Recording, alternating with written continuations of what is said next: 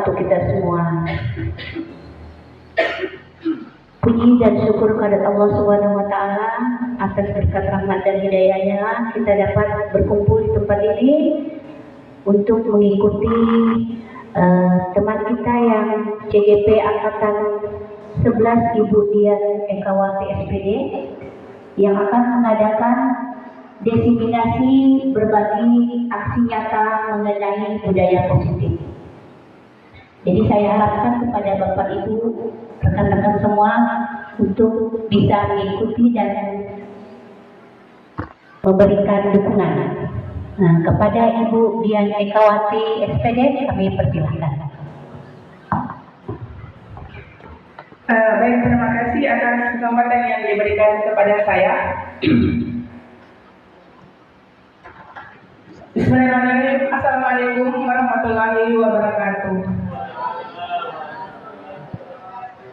Selamat pagi dan semoga kabarnya semuanya dalam keadaan sehat walafiat. Terima kasih atas dukungan teman-teman sekalian, karena pada hari ini teman-teman menyempatkan waktunya untuk mendengarkan dan menyaksikan diseminasi yang akan saya bawakan terkait aksi nyata yang sudah saya lakukan selama 2 minggu belakangan ini, baik di sekolah kita maupun di dalam kelas.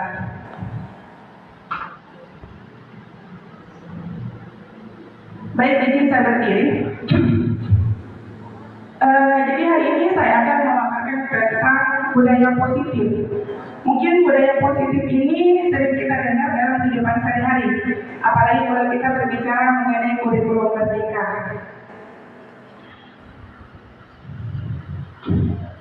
Kemudian,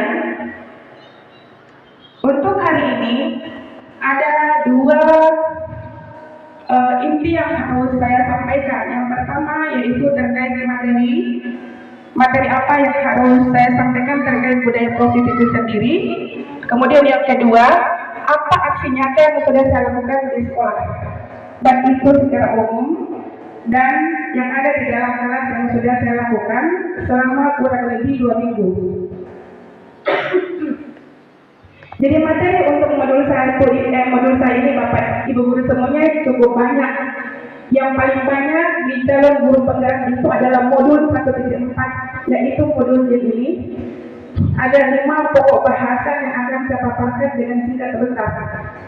Yang pertama yaitu disiplin positif dan nilai-nilai kebajikan. Disiplin dengan nilai kebajikan itu tidak bisa dipisahkan. Ya, sebentar saya akan jelaskan. Yang kedua yaitu teori motivasi, hukuman dan penghargaan, apakah masih relevan dengan kurikulum merdeka, dan juga restitusi. Kemudian pembahasan yang ketiga yaitu keyakinan kelas. Mungkin Bapak Ibu guru sekalian sudah melakukan juga tata keyakinan kelas di kelas yang Bapak Ibu guru ada bidang studinya atau mungkin sebagai wali kelas. Jadi kita di sini berbagi pengalaman saja. Yang keempat, apa sebenarnya kebutuhan manusia? Apa kebutuhan murid kita? Apakah kita sudah memahaminya atau belum? Yang kelima, ada 5 posisi kontrol sebagai guru. Ada 5 posisi kontrol Bapak Ibu guru. Sebentar silakan kita menyimpulkan sendiri bahwa kita sebagai guru itu masuk di posisi yang bagaimana. Oke, kita masuk di pembahasan pertama yaitu disiplin positif dan nilai-nilai kebajikan. Mungkin ada yang bisa 1 atau 2 orang yang bisa mendeskripsikan sebenarnya disiplin itu apa. Disiplin, mungkin Bapak Ibu guru semuanya pernah mendengar kata disiplin ya, dan mungkin selalu terucap, anak-anak sekalian, kita harus disiplin, datang tepat waktu, tidak boleh membuang sampah. Mungkin ada yang mengatakan untuk apa tidak membuat sampah, itu adalah disiplin. Nah itu, mungkin Bu Yu, disiplin itu menurut Bu Yu itu apa? 1 kata saja atau 1 kalimat? Taat. Oke, baik, terima kasih. Pak Anies, melaksanakan peraturan. Oke, cukup dua saja ya. Disiplin itu apa? Bu Yul mengatakan taat. Pak Anies mengatakan mengikuti peraturan. Oke, baik, terima kasih. Menurut Bapak Pendidikan Nasional KHD, Ki Hajar Dewantara yang biasa kami itu sebagai guru penggerak selalu menyingkatnya KHD. Selalu panjang kita namanya. Ki Hajar Dewantara mengatakan gitu. Jadi kami yang menyingkatnya KHD. KHD mengatakan disiplin itu sama dengan merdeka. Di mana ada kemerdekaan, maka di situlah ada disiplin yang kuat. Nah ini yang perlu kita luruskan tentang makna disiplin. Kemudian saya rangkum dari beberapa sumber. Disiplin itu adalah bagaimana cara kita mengontrol diri, dan bagaimana menguasai diri untuk memilih tindakan yang sesuai dengan nilai-nilai kebajikan untuk mencapai tujuan yang mulia yang diinginkan. Ternyata disiplin itu posisi diri kita itu bagaimana cara mengontrol emosi atau diri. Ternyata taat dengan mengikuti peraturan itu adalah alasan kesekian kalau kita ingin melihat arti dari disiplin. Oke, mungkin ini agak lebih dalam lagi ya. Ini baru awal-awalnya dan alhamdulillah ternyata banyak yang berespon terkait disiplin itu. Untuk kita diskusi ya. Kemudian nilai-nilai kebajikan apa sih yang dimaksud yang akan kita tuju dari disiplin itu? Di dalam instansi kita misalnya, di dalam kita mengajar sebagai seorang guru, nilai-nilai kebajikan apa? Sebenarnya banyak nilai kebajikan Bapak Ibu. Kalau saya ingin mengambil semuanya sampai subuh tidak selesai. Nilai kebajikan itu artinya nilai-nilai yang berkonotasi positif. Saya cuma ambil dua instansi atau dari dua organisasi saja, yaitu dari Profil Pelajar Pancasila dan dari The Seven Essential Virtues. Dua saja ya. Profil Pelajar Pancasila yang kebajikannya itu kita bawa bersama. Ada empat, bahkan berakhlak mulia, mandiri, bernalar kritis, berkebinekaan global, bergotong royong, dan kreatif. Kalau dari organisasi The Seven Essential Virtues mengatakan bahwa nilai kebajikan itu ada dari suara hati. Bukan suara hati seorang istri, Pak Anies. Suara hati kita ya. Kemudian kontrol diri, lagi-lagi kontrol diri. Rasa hormat, kebaikan, toleransi, dan juga keadilan. Jadi banyak juga nilai-nilai yang lainnya, tapi saya hanya membahas dua saja. Kemudian selanjutnya, nah ini agak padat juga materinya di dalam. Materi kedua yaitu tentang teori motivasi.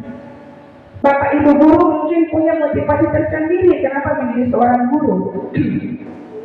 Kenapa mau bersabar diri menjadi P3K, Buyung, dan semua sendiri.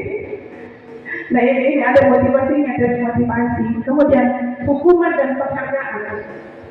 Hukuman dan konsekuensi kadang-kadang kita tidak bisa bedakan. Sementara hukuman dan konsekuensi itu adalah sesuatu yang sangat jauh sekali perbedaannya. Yang terjadi pada restitusi. Baik, kita akan bahas satu-satu. Nah ini motivasi dulu. Ternyata menurut Dana Boston mengatakan bahwa ada 3 motivasi perilaku manusia, termasuk peserta didik kita. Apa itu? Yang pertama, dia itu mengikuti peraturan. Kenapa? Untuk menghindari ketidaknyamanan atau hukuman. Ini yang pertama. Dia mengikuti aturan karena ada motivasi di dalam dirinya bahwa tidak nyaman aja kalau selalu tak ditegur. Pasti ada hukuman untuk dapat SP1, SP2 dan seterusnya. Seperti itu. Itu yang pertama. Yang kedua, untuk mendapatkan imbalan atau penghargaan dari orang lain, misalnya murid kita. Oh, saya kerja deh, tugasnya dari Bu Astriani, nanti saya kasih pulpen. Minggu depannya juga begitu. Kamu kerja punya dari Bu itu deh, nah kasih sama lagi coklat. misalnya begitu. Nah, ini ada motivasi tersendirinya. Ada 3 motivasi yang berlaku pada perilaku manusia. Satu dua sering kita dengar. Yang ketiganya yang agak susah mungkin kita kedua dia dapat.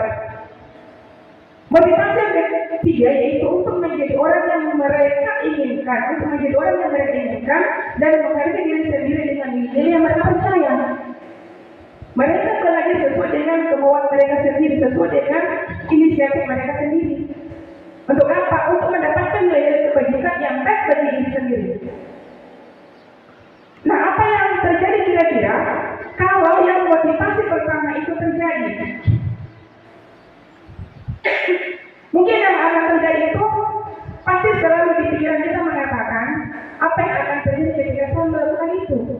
Maka mungkin kepala sekolah ini kalau tidak datang tepat waktu, gitu. Maka mungkin Ibu Nurhalidah kalau misalnya tidak datang Kak pas jam bahasa Inggrisnya, seperti itu. Kemudian tentunya kalau ada hal seperti ini masih dipengaruhi oleh faktor eksternal. Belum ada faktor internalnya dari dalam dirinya, masih dibayangin sama orang ketiga. Gitu. Nah, kemudian yang kedua, apa yang akan saya dapatkan? Kan kita kan berburu imbalan. Apa yang akan saya dapatkan nanti? Coklat apa? Atau mungkin pulpen dari Bu Erwin, gitu. Nah, ini masih berhubungan dengan faktor eksternal. Yang ketiga, di sini sudah terbentuk faktor internalnya. Kenapa? Karena sudah tertanam dalam dirinya akan menjadi orang seperti apa saya jika saya melakukannya. Misalnya, saya dapat waktu 7.15, misalnya saya sudah ada di dalam kelas. Itu adalah pembiasaan sejak dini sehingga nanti pada saat yang dewasa nanti itu akan menjadi sebuah kebiasaan bagi peserta didik kita.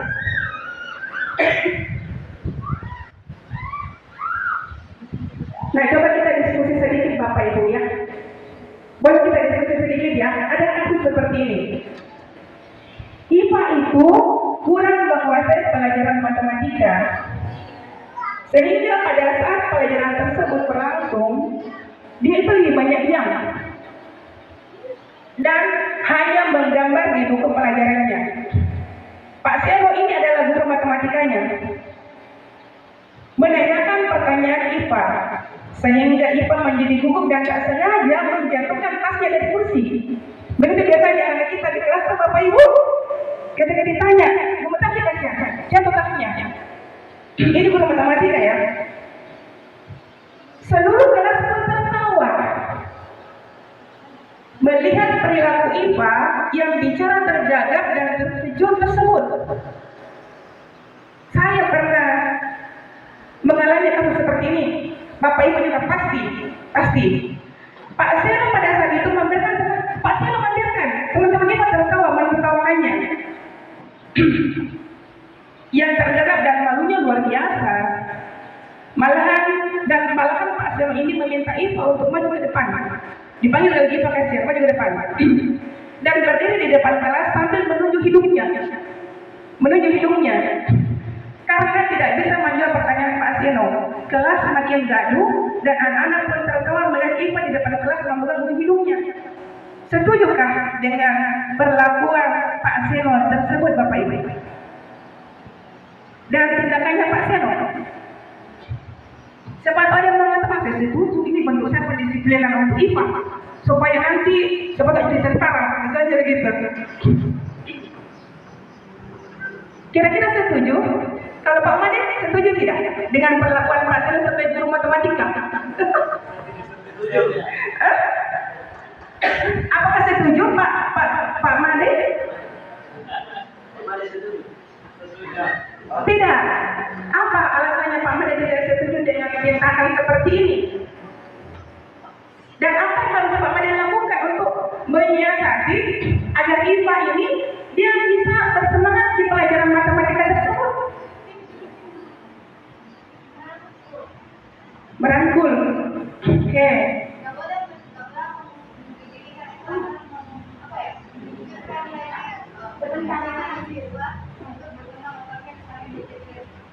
Betul. siswanya katanya akan takut dan bisa saja menimbulkan rasa trauma. Bisa saja minggu depan tidak mau kamu siswa mau deh nanti ditunjuk lagi telingaku atau ditunjuk lagi mungkin jidatku begini kalau aku tahu itu.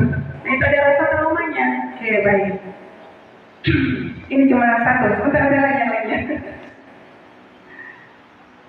Nah sekarang perbedaannya. Tadi kan di materi kedua itu kan antara hukuman, konsekuensi dan restitusi. Itu berhubungan. Hukuman dengan konsekuensi menurut Bapak Ibu sama ya?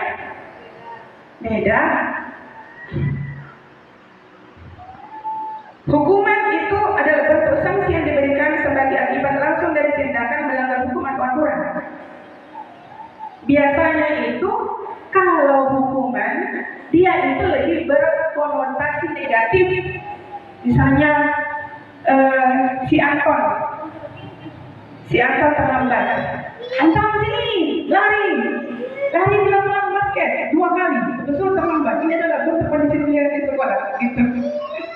Ya. Kalau konsekuensi itu adalah akibat dari tindakan yang dilakukan. Ada timbal baliknya. Dan itu harusnya seimbang dia kalau konsekuensi itu jelas dia kalau misalnya saya harus ada contohnya supaya kita lebih memahami. Dan biasanya konsekuensi itu lebih berfokus pada pembelajaran daripada hukuman. Ya. Kemudian yang ketiga, ini mungkin agak masih sedikit yang menerapkan itu restitusi. Restitusi adalah terus menciptakan kondisi bagi murid untuk memperbaiki kesalahan mereka. Jadi ketika ada murid yang salah, dia harus bisa menemukan di mana kesalahan saya. Dan dia sendiri yang harus menemukan jawaban dari atau solusi dari permasalahan tersebut. Dia yang menciptakan masalah, tapi kita menyuruh dia berpikir, membalikkan permasalahan atau kesalahan yang ada, sehingga dia bisa menjadi solusi dari kesalahan tersebut. Seperti itu dia kalau restitusi. Kebetulan saya sudah melakukan itu di pembelajaran sebelumnya ANCA ya. Ya, ada 3 proses dari segitiga restitusi.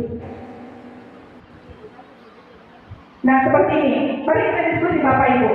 Seperti ini ya, tinggal Bapak Ibu memilih apakah ini hukuman atau konsekuensi. Kita akan membedakan dulu hukuman dengan konsekuensi.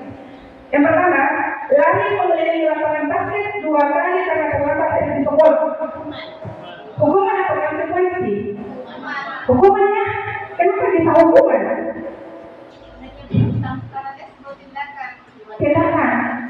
Tindakan langsung. Nah, bagaimana dengan perasaan murid pada saat itu kira-kira menurut Bapak Ibu? Mana dia mungkin ada pacarnya di situ melihat dia, oh pacar pulang dengan segala. Karena malu ada rasa pengakuan di dalamnya. Gitu. Sementara sekolah tempatnya untuk mendidik. Yang kedua, apa ya? Membersihkan coretan yang dibuatnya di meja tulis. Membersihkan coretan yang dibuatnya sendiri ya di meja tulis. Iya, itu adalah konsekuensi. Karena dia mencoret, berarti dia harus membersihkan meja itu.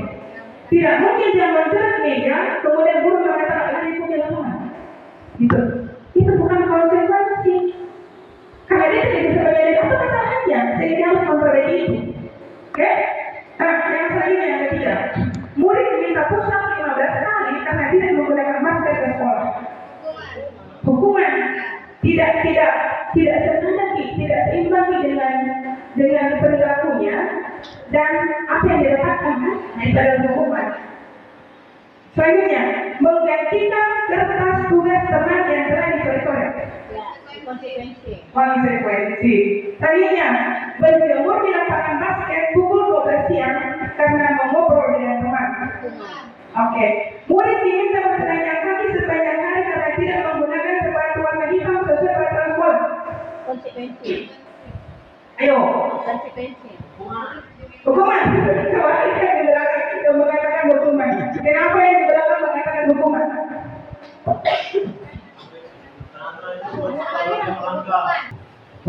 Ya, ini ya, murid diminta bertelanjang kaki sepanjang hari karena tidak menggunakan sepatu warna hitam sesuai peraturan sekolah. Iya, itu hukuman, bukan konsekuensi. Kemudian, berdiri di depan kelas sambil mengangkat kaki sapu karena tidak bisa menjawab pertanyaan. Konsekuensi berdiri di depan kelas karena tidak bisa menjawab pertanyaan dari Bu Guru Wahidah, misalnya. Hukuman apa konsekuensi? Itu hukuman, ya. Selanjutnya, membersihkan tumpahan air di meja tulis karena tersinggul pada saat belajar. Kehilangan 10 menit jam istirahat untuk mengerjakan tugas karena terlambat datang dan tertinggal pelajaran selama 10 menit. Itu konsekuensi. Ini dikatakan pembelajaran. Itu konsekuensi dari siaran tersebut. Berarti dia itu harus mengorbankan dirinya 10 menit karena dia terlambat masuk di pelajarannya bahasa misalnya selama 10 menit. Terlepas pembayaran. Nah, selanjutnya. Ya, baik, terima kasih. Itu tadi ya, ini sudah kita mengenai bersama hukuman dan konsekuensi. Saudara Bapak Ibu Guru, sebelum saya mengenal guru merdeka dan guru penggerak, saya adalah seorang guru yang memberikan hukuman, betul. Saya pernah menyuruh anak-anak dari lapangan. Sebelumnya waktu sebelum lapangan dan alhamdulillah terbuka wawasan sedikit kita ternyata permainan sekolah itu bukan untuk. Ya, baik, terima kasih. Itu tadi ya, ini sudah kita mengenai bersama hukuman dan konsekuensi. Saudara Bapak Ibu Guru, sebelum saya mengenal guru merdeka dan guru penggerak, saya adalah seorang guru yang memberikan hukuman, betul. Saya pernah menyuruh anak-anak dari lapangan. Sebelumnya waktu sebelum lapangan, alhamdulillah terbuka wawasan sedikit kita ternyata tempatnya sekolah itu bukan untuk hukum, tapi untuk mendidik anak orang. Akhirnya selanjutnya, nah ini ada keyakinan kelas materi yang ketiga saya keyakinan kelas dan mungkin sudah ada di setiap kelas mungkin Bapak Ibu Guru sekalian sudah melakukan keyakinan kelas ya. Alhamdulillah baik. Nah, ada di sini.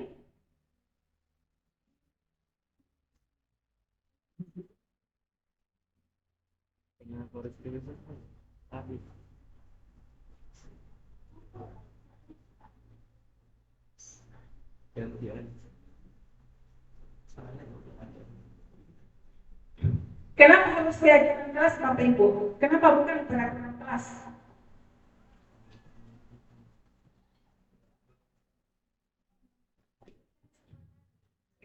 Ya, kenapa harus peraturan? Banyak apa dengan sebanyak peraturan dan keyakinan?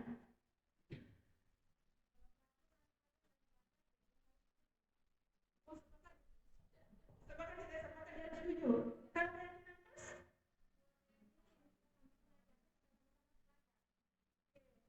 ada pernyataan yang lain? Kan dari dulu kan kita kenal peraturan apa? Ada peraturan sekolah. Satu, tidak boleh berdiri.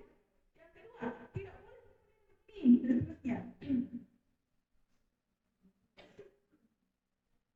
Ya, silakan.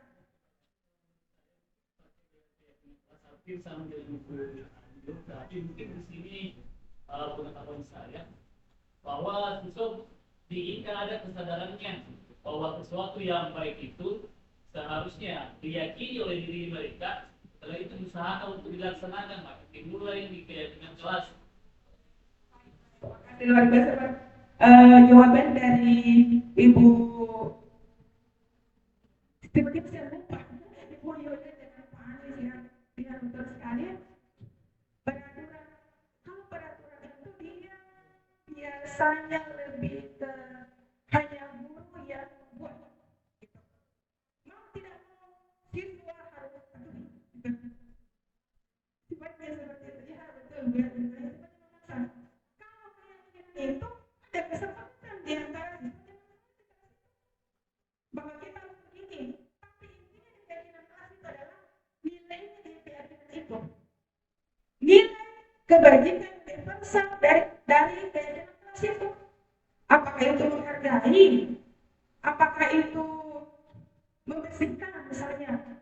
Dan pada yang kedua, peraturan di keyakinan kelas, peraturan itu masih ada yang memiliki kalimat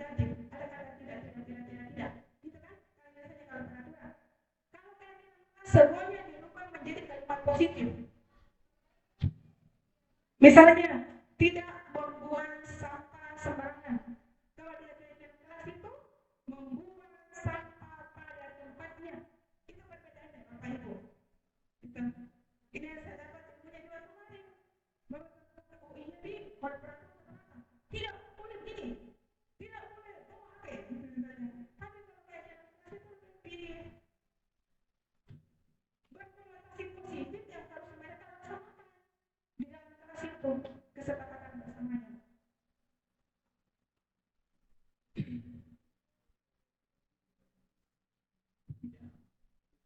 Oke, baik. Nah, di sini saat kita berulang kali menjanjikan hadiah kepada anak agar berperilaku bertanggung jawab atau kepada seorang murid agar mempelajari sesuatu yang baru atau kepada seorang karyawan agar melakukan pekerjaan yang berkualitas, kita sedang berasumsi mereka tidak dapat melakukannya atau mereka tidak akan mampu melakukannya. Coba kita pahami bersama Bapak Ibu ya. Ini menurut Antikon. Saya sempat berdebat di beberapa pekan yang lalu dengan salah satu teman tentang memberikan penghargaan kepada anak.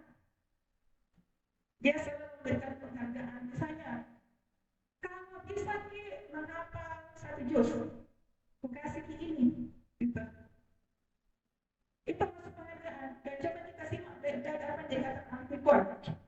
Saat kita berulang kali menjanjikan hadiah kepada anak agar berperilaku bertanggung jawab dan seterusnya, maka kita itu sudah berasumsi bahwa mereka tidak dapat melakukannya. Ya? Coba kita pahami dulu. Misalnya, anak saya misalnya Berlin. Di dalam diri saya mengatakan kepada Berlin, aku kasih kira-kira anak kerja ini, gitu. Pasti sudah asumsi, di dalam diri saya mengatakan bahwa dia tidak mampu. Ini menurut teori atau perkataan dari Alkitab. Kita sudah berasumsi bahwa dia tidak bisa. Makanya saya harus kasih dorongan eksternal dia supaya dia bisa. Tapi sebenarnya si anak ini, dia itu ada motivasinya. Dia itu ada potensinya untuk bisa mengerjakan itu. Cuma ini asumsi kita saja. Sehingga kita selalu memberikan hadiah seperti itu. Dan ini sebenarnya dengan fasilitas saya, dengan instruktur saya kemarin mengalami perdebatan yang sangat panjang terkait penghargaan ini. Iya. Orang itu melakukan sesuatu semuanya positif. Bisa karena hadiah, bisa karena kerelaannya. Maka kalau menurut saya ketika ada kebiasaan yang dilakukan berulang-ulang, itu malah yang menurut saya dia pasti bisa melakukannya. Tetapi kalau tidak, dan tidak akan melakukannya. Kalau menurut kita lihat, dia kemungkinan kalau tidak ada dorongan, dia tidak bisa melakukannya. Tapi tidak semuanya seperti itu. Iya, baik, terima kasih atas responnya, betul sekali ya yang dikatakan oleh Pak Anies. Dan memang setelah memulai perdebatan yang panjang dengan teman dan fasilitator dan sebagainya, dan kita berada pada sebuah kesimpulan pengalaman untuk memberikan sesuatu yang berulang kali tentang menjanjikan sesuatu, itu membuat anak itu akan motivasinya itu akan semakin itu ketika ada lagi hadiah. Iya. Iya, betul. Artinya kita ambil dari yang suka memberikan hadiah gitu. Dan ini ada risetnya Bapak Ibu. Ya, ada risetnya di sini. Ini. Pemberian hadiah itu ada pengaruh jangka panjang dan jangka pendeknya. Penghargaan itu efektif jika menginginkan seorang melakukan sesuatu yang diinginkan dalam waktu jangka pendek. Jangka pendek bisa saja Bapak Ibu. Jangka panjang itu tidak ada kesadarannya. Tidak ada yang biasa dari apa yang kita berikan. Setelah dia dapat hadiah, oke, selesai. Karena sudah tercapai apa yang diinginkan. Dan ini riset Bapak Ibu ya. Nah, kemudian apa lagi? Penghargaan itu tidak efektif ternyata. Suatu penghargaan adalah suatu benda atau peristiwa yang diinginkan yang dibuat dengan persyarat. Hanya jika Anda melakukan hal ini, maka Anda akan mendapatkan penghargaan yang diinginkan. Ya, Itu ini ini tadi ya, agrikon tadi. Kemudian penghargaan itu bisa merusak hubungan. Ketika seorang diberi penghargaan atau dipuji di depan orang banyak, maka yang akan merasa ini. Pernah tak kita melihat ekspresi Bu Ika pada ketika kita misalnya memberikan penghargaan di 1, 2, 3, ekspresi yang lain 30 siswa, 27 bagaimana kira-kira penghargaannya. Tapi itu kan sebenarnya strategi dari gurunya saya bagaimana membangun motivasi, memberikan motivasi bagi dia dan juga Pak Ahmad terakhir gitu. Dan sebagian dari mereka akan tidak menyukai orang yang diberikan penghargaan tersebut. Iya, pastinya ada. Ini tuh saya cuma beda 2 angka sih. Tidak suka kuliah pokoknya gitu. Pokoknya teman-teman gitu. Pasti ada yang juga kayak macam begini. Padahal itu menyuntik sama saya. Kita seperti itu. Nah, kemudian selanjutnya. Nah, ini ada risetnya Bapak Ibu. Ada riset pertama dan riset kedua yang dilakukan oleh Om tadi. Ternyata penghargaan itu mengurangi kecepatan. Dia mengadakan riset, kebetulan ini adalah seorang saintis. Dalam sebuah percobaan, sekelompok laki-laki berusia sekitar 9 tahun diminta untuk melihat gambar-gambar wajah ditampilkan di layar, dan mereka harus memberitahukan jika wajah-wajah tersebut sama atau berbeda. Gambar-gambar tersebut hampir sama, berbeda pada dan mereka diberikan penghargaan dalam bentuk uang. Pada saat mereka memberikan jawaban benar, sementara sebagian yang tidak, apa hasilnya? Anak laki-laki yang dibayar itu membuat lebih banyak kesalahan. Kenapa?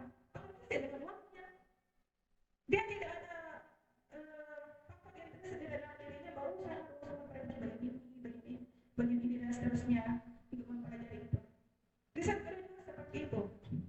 Anak yang mendapatkan permen banyak yang tidak tepat menjawab dibandingkan dengan anak yang diberitahu jawaban yang benar.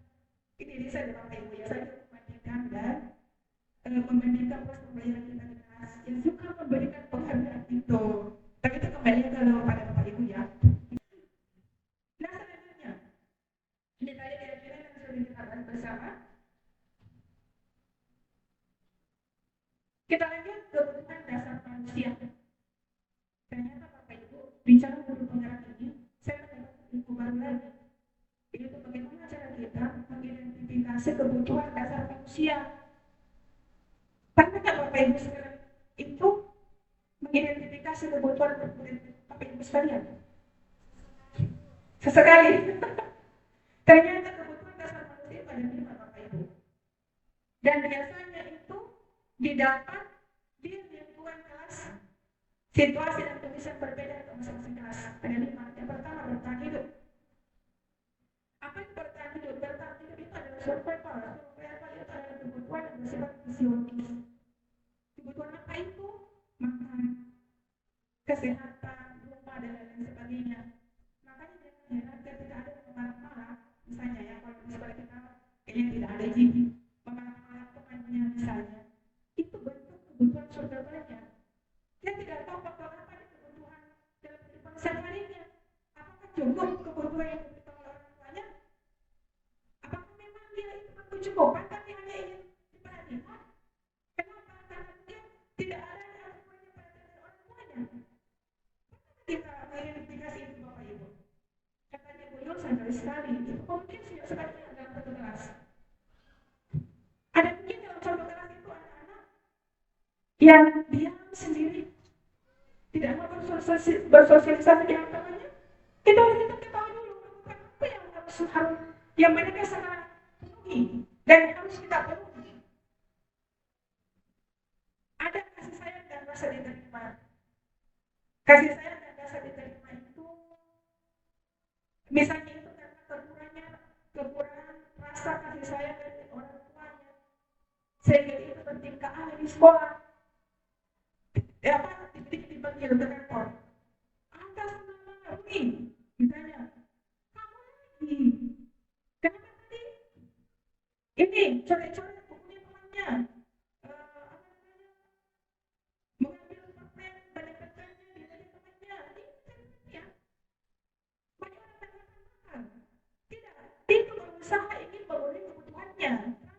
disayang dan dicintai. Karena kita tidak tahu kegiatan kebutuhan mereka di rumahnya apa yang tidak terpenuhi, sehingga dia terbiasa di sekolah.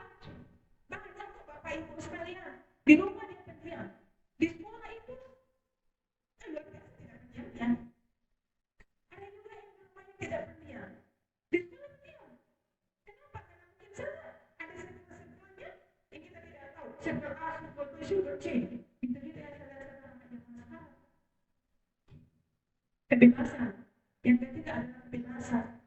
Kebebasan itu apa? Kebutuhan akan kemandirian otonomi dalam mengendalikan arah hidup seseorang. Dia ingin bebas tidur seenaknya,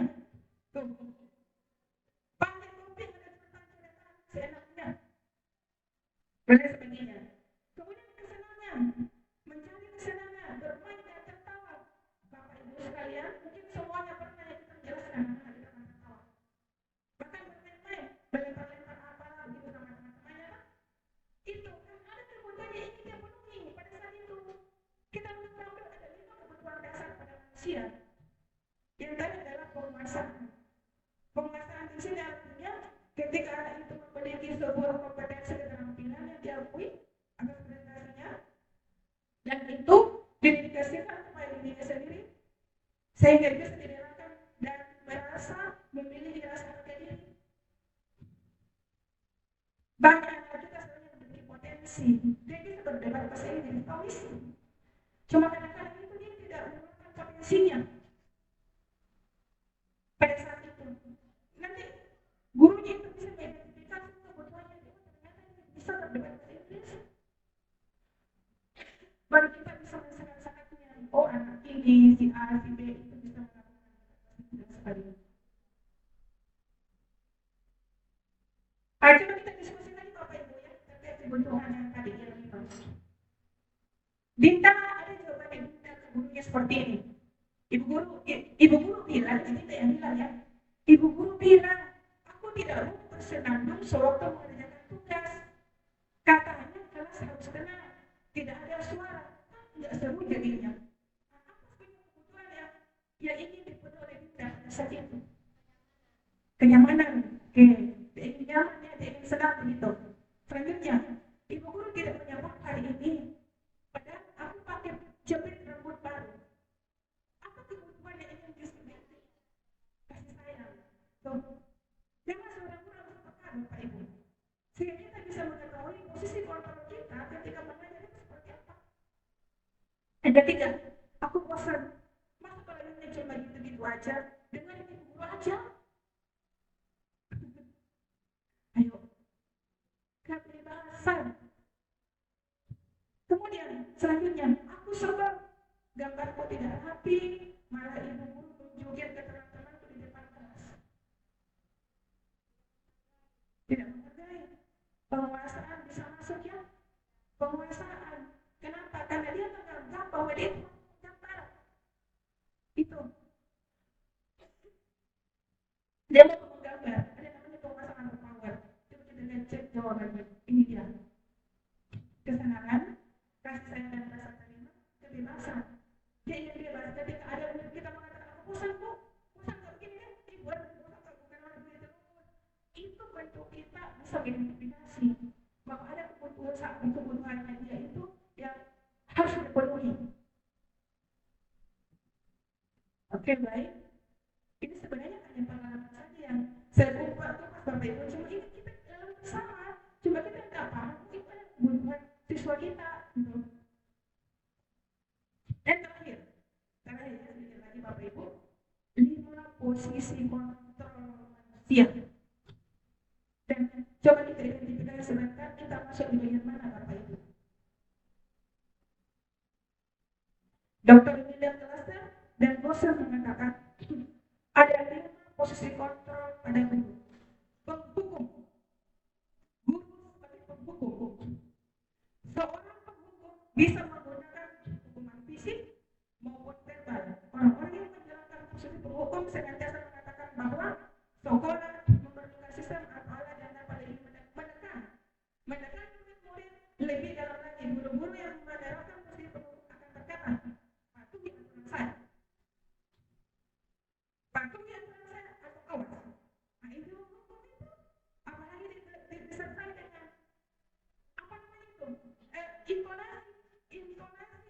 polisi yang kejam dan ada tinggi dan ada orang tinggi. Padahal orang sana tidak awas. Oh iya, ada seru apa pun bilang bukan tadi. Aku kalau sudah depan tembak apa aku kalau lewat di depan dia, bukan lewat di belakang WC. Ada yang 70% rata-rata itu bohong. Ya, selanjutnya pembuat merasa bersalah. Yang kedua, Bapak Ibu ya, pembuat merasa bersalah artinya kita sebagai guru itu membuat siswa kita merasa bersalah. Pada posisi ini biasanya guru akan berkelang lebih lembut ke dia. Begini bahasanya, ibu sangat kecewa sekali dengan kamu, kayak membelas gitu. Berapa kali Bapak harus memberitahu kamu ya? Gimana coba kalau orang tua kamu tahu kamu berbuat begini? Di posisi ini kita lihat ke muridnya. Murid akan memiliki penilaian diri yang buruk tentang diri mereka karena merasa bersalah. Itu kan sosial emosional. Sosial emosional itu Bapak Ibu guru. Murid merasa tidak berhak lagi karena kan ibu merasa bersalah dan apa tadi bekerja itu dan telah mengecewakan orang yang disayangi. Itu lebih ke psikolog muridnya ya. Kalau kita mengambil strategi yaitu pembuat merasa bersalah. Oke, yang ketiga, teman. Guru pada posisi ini tidak akan menyakiti murid, namun akan tetap berupaya mengontrol murid melalui persuasi. Contoh, ayo bantulah dari Bapak ya. Kayak teman-teman ngobrol seperti biasa. Atau nih, kayak teman seperti biasa. Ayo ingat tidak bantu Bapak selama ini. Ya sudah, kayaknya tidak apa-apa. Nanti ibu bantu sekarang. Itu kayak teman biasa tuh, kayak berbicara sama teman seperti biasa. Sehingga murid kita itu menganggap itu aku itu guru. Kalau salah kan tuh, dia bilang gitu sama saya. Beres itu. Wah mau di kelas tuh. Aduh. Apa dampaknya pada murid? Hal negatif dari posisi teman adalah bila suatu saat guru tersebut tidak membantu, maka murid akan kecewa dan berkata, saya pikir Bapak Ibu guru teman saya. Murid merasa dikecewakan ketika tidak dibantu lagi dan tidak mau lagi berusaha. Hal ini yang mungkin timbul adalah murid hanya akan bertindak untuk guru tertentu saja, tidak semuanya. Misalnya Pak Maden dengan si Anton misalnya kayak berteman itu, pasti ke Pak Maden saja itu, ya kan? Terus kalau tidak dibantu sama Pak Maden tentang permasalahannya, ya juga itu aja. Kemudian pemantau. Pemantau itu apa? Pemantau itu mengawasi. Kita bertanggung jawab atas perilaku orang-orang yang kita awasi. Sama ya. Jadi di sini fungsinya itu memberikan sanksi atau konsekuensi. Contoh perkataan dari pemantau seperti ini. Peraturannya apa? Peraturan sekolah kita apa? Gitu. Terus ditanya dia. Oh, saya tidak terlambat. Apa aturan sekolah? Nomor 1 apa? Tidak datang terlambat. Itu tahu gitu. Kan terlambat. Soalnya aku pemantau. Awasi gitu. Apa yang telah kamu lakukan hari ini? Kenapa terlambat? Apa kira-kira sanksinya atau konsekuensinya? Nah, itu adalah buat pemantau. Yang terakhir, manajer. Ini deh. Posisi terakhir adalah posisi manajer. Posisi manajer ini dapat diterapkan ketika sudah ada keyakinan kelas. Dan yang paling ideal itu adalah posisi manajer. Menurut ilmu yang kami dapatkan, sebenarnya posisi teman boleh posisi teman, sesuai dengan kondisi siswanya. Pembuat merasa bersalah boleh, tapi harus ditingkatkan menuju ke guru pada posisi manajer. Tapi harus ada keyakinan kelas dulu, karena di posisi manajer ini kita akan bertanya apa yang kita yakini selama ini anak-anak. Apa yang kita yakini? Pasti ingat itu keyakinan kelasnya. Oh, yang pertama datang tepat waktu dulu. Lalu hari ini terlambat ke berapa menit? Oh iya, terlambat 20 menit. Nah, terus apa rencana kita? Oh, nanti ini Bu Guru toh waktu sudah jam anak aku. nanti selesai jam 4.30 gitu. Artinya dia pecahkan sendiri masalahnya. Dia mesti manajer ini. Nah setelah itu ditanya lagi apa alternatif lainnya. Oh di rumahku ada mamaku bu, sama siapa lagi? Sama kakakku. Oh iya, terus kalau ada mama sama kakak tak di rumah atau bagaimana? Nanti kusuruh mamaku sama kakakku toh kasih bangun kak juga selain dari jam alarm. Nah itu kan ada kesadaran dari dalam supaya bisa kita yakini bahwa datang tepat waktu. Ini adalah segitiga restitusi. Segitiga restitusi itu ada 3 Bapak Ibu. Yang pertama, menstabilkan identitas. Bapak Ibu guru, anak yang bermasalah itu kan kita sederhana toh. Misalnya begini. Apa ya contohnya? Apa kira-kira di sini contoh permasalahan yang selalu ada di sekolah kita? Oh iya, merokok, terlambat merokok ya. Nah, contohnya merokok. Yang pertama itu adalah menstabilkan identitas. Apa itu menstabilkan identitas? Artinya kita stabilkan dulu keadaan diri si murid. Kan kita kalau bersalah itu stabilkan dulu. Misalnya kalau merokok itu kita mengatakan begini. Merokok itu sering ibu lihat banyak orang-orang di luar sana yang merokok. Distabilkan dulu supaya dia langsung terbuka gitu. Supaya terbuka di kawasan merokok karena gitu. Tapi kalau langsung ditekan, tidak akan terbuka itu. Distabilkan dulu, artinya sama ke posisinya. Misalnya ada yang berbuat salah, kesalahan itu biasanya memang dilakukan oleh semua orang gitu. Nah, distabilkan gitu begitu. Itu kalau untuk segitiga restitusi. Sama juga yang merokok. Oh iya, banyak di orang-orang di luar sana itu merokok. Nah, dan banyak juga penyorokok. Gitu. Banyak penyorokok. Ayo juga rokok murah itu beli ya. Gitu. Bukan penyorokok udah. Ini rokok ini harganya berapa? Distabilkan dulu. Dan dia langsung tekan jalannya. Karena mereka dalam proses pembelajaran. Setelah itu baru yang kedua, validasi tindakan yang salah. Baru kita validkan itu tindakan salahnya. Kamu pasti punya alasan nih kenapa kamu merokok tadi. Iya bu, tadi boleh pada merokok juga. Aduh saya begitu. Jadi begitu ya. Iya, karena di rumah aku bapak merokok juga. Pernah kasih di rokok, saya itu terbuka dari situ untuk memvalidkan itu kesalahannya.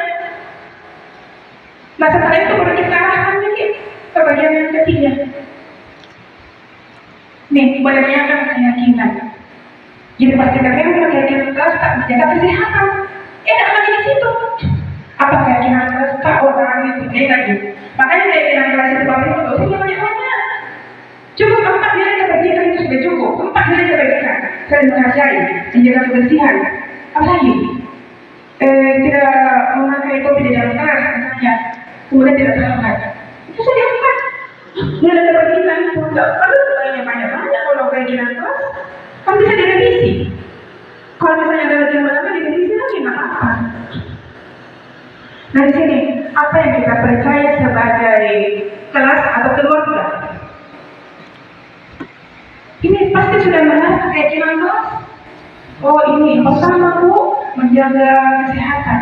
Nah kalau misalnya merokok itu kira-kira bagaimana kesehatan tak menjaga kesehatan tadi merokok.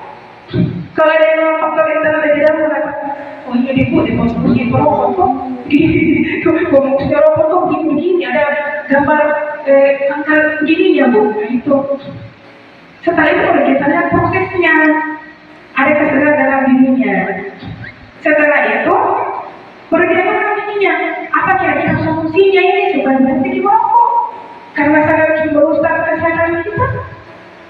Oh iya bu, saya coba-coba makan tidak merokok besok deh. Tidak ada yang mau juga orang tua, aku juga orang tahu ini. Dan coba ini di kelas ini bu, boleh. bunyi ini baju, rokok, semuanya gitu. Iya, dan ini sebenarnya paru-paru kita harus selalu bersih. Itu akan ada dalam dirinya sendiri kesadaran itu. Dan semoga bisa tersadar dengan segera. Oke, baik. Nah, ini yang paling terakhir Bapak Ibu ya.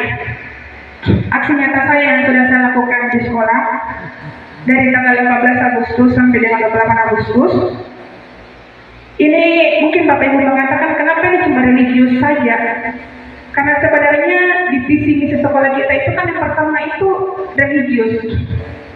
Nilai religius itu yang saya utamakan. Iman dan ilmu. Iman tanpa ilmu itu bagaimana Bapak Ibu? Iman tanpa ilmu itu apa itu artinya? Kalau ilmu tanpa iman, ilmu tanpa iman itu merugi. Kalau ilmu tanpa iman, kalau iman tanpa ilmu sia-sia. Jadi makanya ini ada pembiasaan, sebentar saya akan berikan dokumentasinya. Sholat duha berjamaah bagi Islam, tadarus Al-Quran bagi Islam, ibadah pagi untuk Kristen, sembahyang pagi untuk Hindu, dan tentunya saya ambil keyakinan kelas dari aksi nyata yang sudah saya lakukan. Nah seperti ini Bapak Ibu, yang gambar pertama ini agama Hindu, ada sembahyang pagi. Jadi ketika kami sholat duha berjamaah, mereka agama Hindu di ruangannya masing-masing, kemudian agama Kristen ini ibadah pagi. Kalau agama Kristen namanya ibadah pagi, kalau agama Hindu namanya sembahyang pagi. Jadwalnya pembiasaan positif kami itu Selasa dan Rabu pukul 6.45 sampai 7.15. Ini cuma 30 menit Bapak Ibu sholat duha berjamaah, ibadah pagi dan sembahyang pagi Selasa dan Rabu. Sebelum masuk jam pertama 7.15 sudah ada di dalam duduk, gurunya juga sudah ada di dalam. Hari Kamis pukul 6.45 sampai 7.15 30 menit supaya tidak bosan anak-anak ada tadarus Al-Quran. Tadarus Al-Quran ini, kemudian yang Kristen ibadah pagi, yang Hindu sembahyang pagi. Kemudian kami juga ada kegiatan namanya sarapan bersama. Ini masuk dari keyakinan kelas, karena di keyakinan kelas yang sambil itu adalah saling menghargai. Kebetulan kita di Mamuju Tengah itu banyak suku, banyak agama, sehingga kita bisa bersama sarapan pagi bersama ini terkait keyakinan kelas yang sudah dibuat, yang berjilbab, tidak berjilbab, semua makan menjadi satu di sarapan pagi. Ini adalah bentuk kebersamaan, sikap saling menghargai. Dan ini kami sudah terapkan bersama. Tadi harus lakukan seperti ini di halamannya, di halaman sekolah. Nah, ini adalah respon. Jadi ini kan biasanya selalu agama Islam pertama ya. Jadi untuk ini saya dahulukan dulu dengan agama Kristen dulu. Bagaimana respon mereka dan reaksi mereka selama saya melakukan aksi nyata ini. Adakah perubahan dalam dirinya atau seperti apa? Ini namanya mulia ya Bapak Ibu. Terus, ini mungkin Bapak Ibu mengatakan kenapa ini cuma religius saja? Karena sebenarnya di visi misi sekolah kita itu kan yang pertama itu religius. Nilai religius itu yang saya utamakan. Iman dan ilmu. Iman tanpa ilmu itu bagaimana Bapak Ibu? Iman tanpa ilmu itu apa itu artinya? Kalau ilmu tanpa iman, ilmu tanpa iman itu merugi. Kalau ilmu tanpa iman, kalau iman tanpa ilmu merugi. Kalau ilmu tanpa iman, kalau iman tanpa ilmu sia-sia. Jadi makanya ini ada pembiasaan sebentar berikan dokumentasinya. Sholat duha berjamaah bagi Islam, tadarus Al-Quran bagi Islam, ibadah pagi untuk Kristen, sembahyang pagi untuk Hindu, dan tentunya saya ambil keyakinan kelas dan aksi nyata yang sudah saya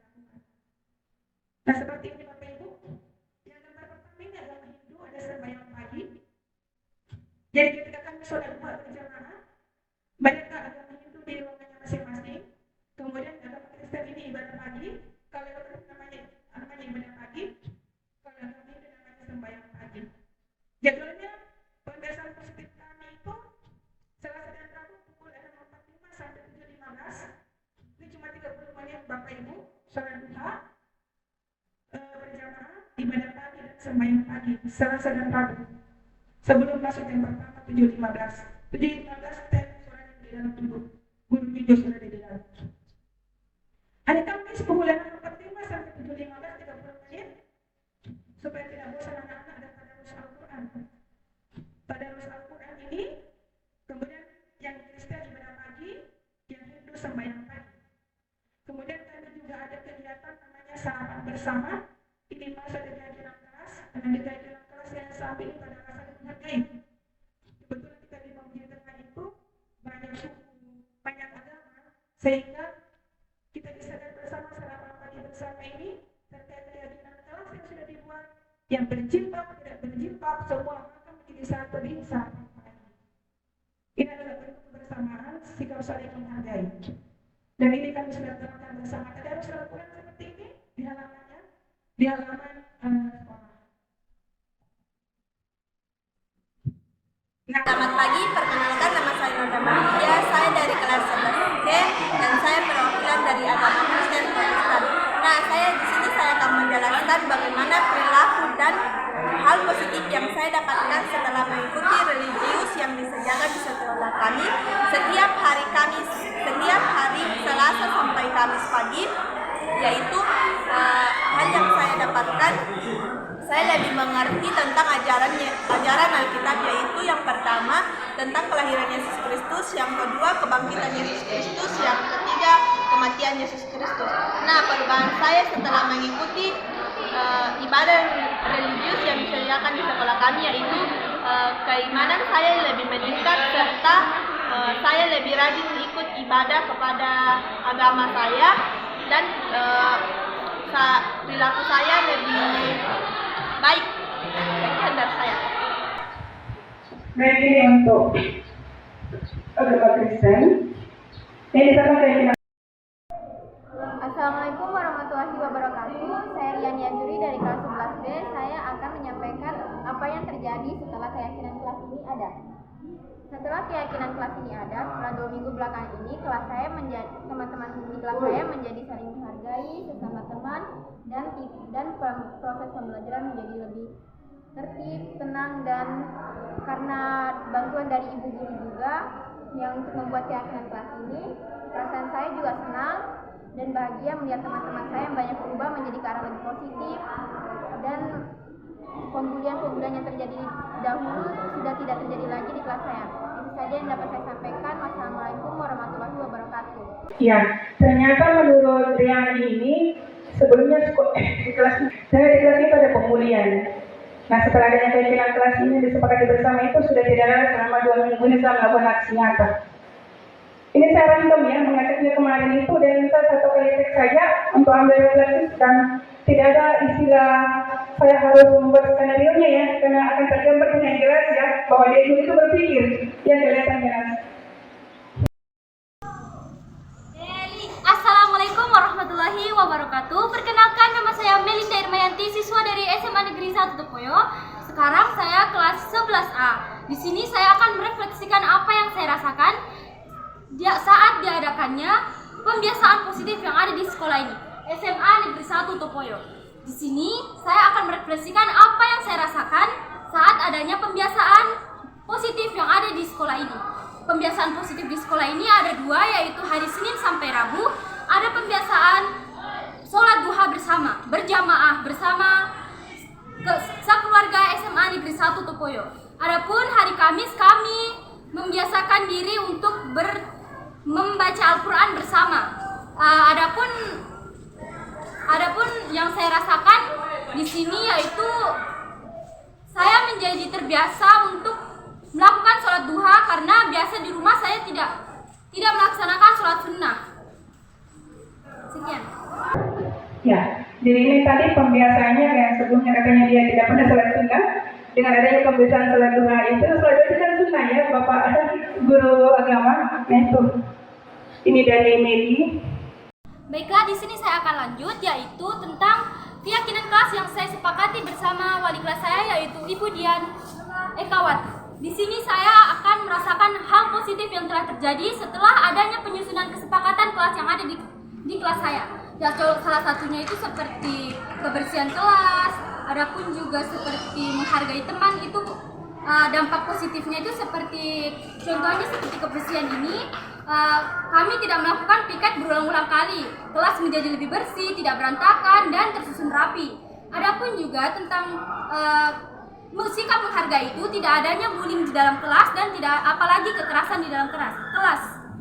Sekian yang refleksi yang saya rasakan.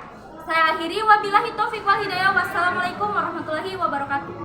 Ya, baik, itu tadi 3 saja ya. Dan ini saya random saja, ambilnya kemarin. Saya random, saya ajak siswanya, dan ini satu kali tim Bapak Ibu. Jadi tidak ada waktu untuk membuat skenario. Nah, ini yang kedua dan yang terakhir adalah refleksi saya untuk kali ini. Ucapan alhamdulillah karena pembiasaan positif yang saya terapkan di sekolah itu maupun di kelas itu memiliki nilai dan dampak positif kepada murid saya, alhamdulillah. Kemudian ketika murid merasa bahagia dan senang, bisa dilihat dari respon tadi Bapak Ibu guru, maka saya sebagai guru juga berusaha untuk memerdekakan murid dan tentunya dengan lebih bahagia lagi daripada mereka, karena tujuan pembelajaran memerdekakan mereka itu sudah tercapai. Ya, tujuan saya memerdekakan mereka itu adalah proses pembelajaran sudah tercapai. Kemudian perlunya kita memahami 5 kebutuhan dasar manusia sehingga kita bisa melihat posisi kontrol saya sebagai guru itu ada di mana. Kemudian saya harus punya dukungan penuh dari teman. Kalau tidak didukung itu memang sangat susah untuk kita mendapatkan tujuan bersama, dan tentunya dukungan dari kepala sekolah. Kesimpulan, budaya positif di sekolah adalah nilai-nilai, keyakinan, kebiasaan di sekolah yang berpihak pada murid, yang berkembang menjadi pribadi pada murid, supaya murid bisa menjadi pribadi yang kritis, penuh hormat dan bertanggung jawab. Kemudian 5 kebutuhan dasar manusia, 5 posisi kontrol sebagai seorang guru dapat kita lakukan sebagai alternatif untuk menyelesaikan permasalahan murid yang selalu mengedepankan faktor internal. Yang terakhir, dampak yang dirasakan oleh guru dalam budaya positif di sekolah itu lebih ke arah positif dalam pembentukan karakter mereka.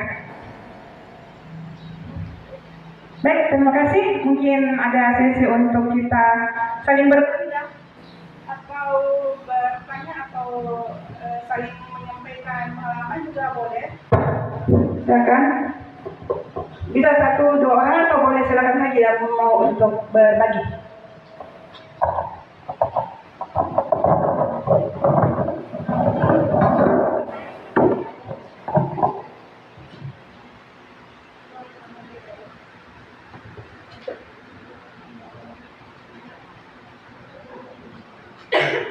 Senjata saya itu Bapak Ibu sudah dua ya, tentang religius dan keyakinan kelas. Ini kita lebih bisa berfungsi. Atau ingin berbagi tentang mungkin posisi kontrolnya selama ini, mungkin bisa mau ditingkatkan apa kiat-kiatnya atau berikutnya mungkin bisa. Baik, sesi untuk saling berbagi, bertanya atau memberikan pendapat mungkin bisa, silakan.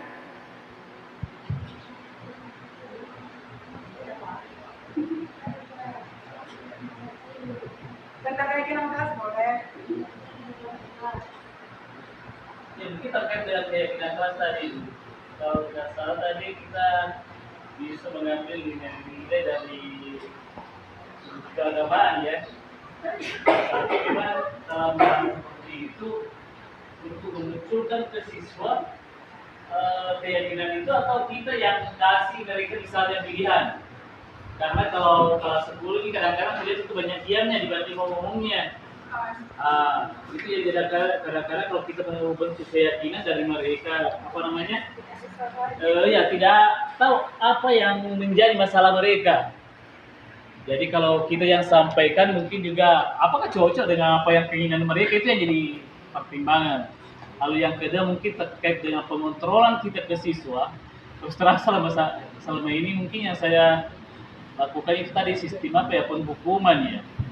Karena mungkin dari beberapa karakter kita memang di sini peserta didik kita kayaknya kalau kurang-kurang keras artinya memberikan hukuman, mereka kayaknya tidak perhatikan. Kalau hanya diajak seperti teman saja, atau yang terakhir itu mungkin belum pernah memang kami lakukan ya itu nih. Ya mungkin itu saja Bu. Baik, terima kasih. Ada dua ya, termasuk pertanyaan dan tanggapan juga. Baik. Jadi betul sekali ya. Untuk keyakinan kelas, tadi sebenarnya yang saya masukkan itu keyakinan sekolah sama keyakinan kelas, Pak ya. Keyakinan sekolah itu global untuk seluruh siswa. Makanya ada namanya pembiasaan, sholat 2 berjamaah, tadarus, dan ibadah pagi, sembahyang pagi. Itu secara umum. Tuh. Nah, tadi sudah saya sampaikan bahwa kenapa lebih dikedepankan untuk nilai-nilai universal di religiusnya, karena memang divisi sekolah kita itu yang pertama itu adalah religius. Tadi sudah disebutkan bahwa perbandingan antara ilmu dengan iman memang harus dikedepankan. Pembentukan karakter itu diawali dengan religius dulu. Ini adalah sebuah pembiasaan baik sehingga dampaknya kepada siswa. Nah, terkait pada keyakinan kelas, memang beda-beda kelas itu pasti beda-beda juga problemnya. Kebetulan saya adalah wali kelas 11A tadi, dan di dalam respon dari semua murid-murid kita itu ada keyakinan kelas itu yang disepakati per mapel.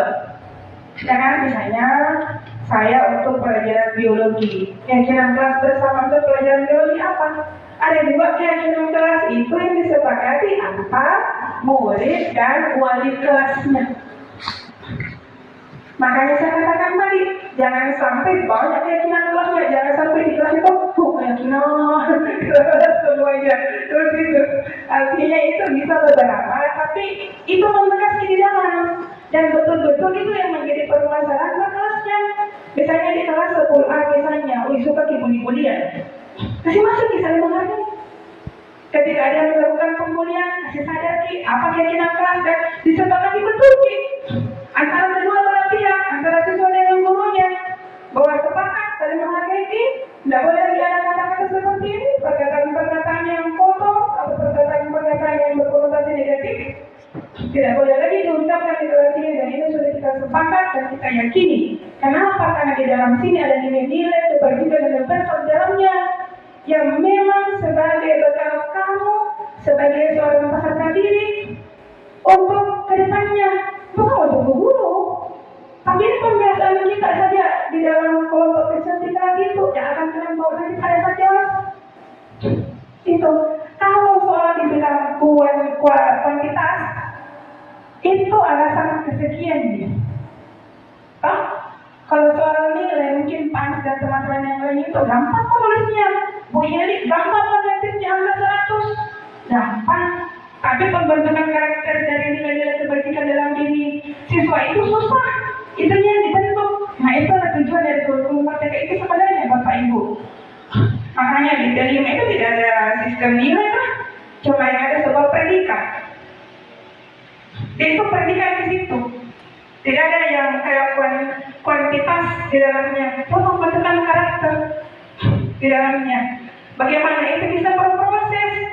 Bukannya hanya nilai-nilai kuantitas, dan prosesnya itu bagaimana untuk memperbaiki dirinya. Saya kira seperti itu keyakinan kelas dari Panis mungkin akan berbeda juga. Seperti dengan kondisi dari anak muridnya Panis misalnya, silakan identifikasi bersama. Silakan kita identifikasi sebagai bentuk pembelajaran mandiri kita untuk melihat anak didik kita dia butuhnya apa. Dia butuhnya apa, nanti kita kasih apa yang mereka butuh gitu. Baik, nah kemudian terkait mengenai restitusi. Memang kalau kita berbicara mengenai restitusi, saya selalu membuat sebuah komentar Pak di tugas-tugas saya. Jadi guru tidak gampang, harus butuh kesabaran.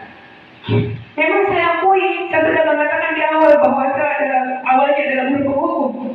Ada 8 tokoh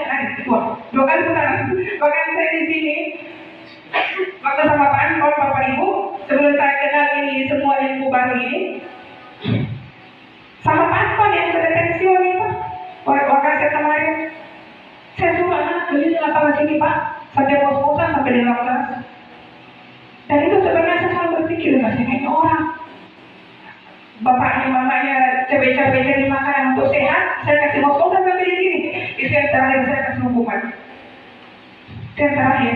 Setelah itu saya mulai belajar, oh ternyata pendidikan lagi itu sepertinya tidak boleh ada tahu intinya tidak boleh ada tahu di dalam diri anak. Apalagi kalau hukuman fisik dan hukuman verbal.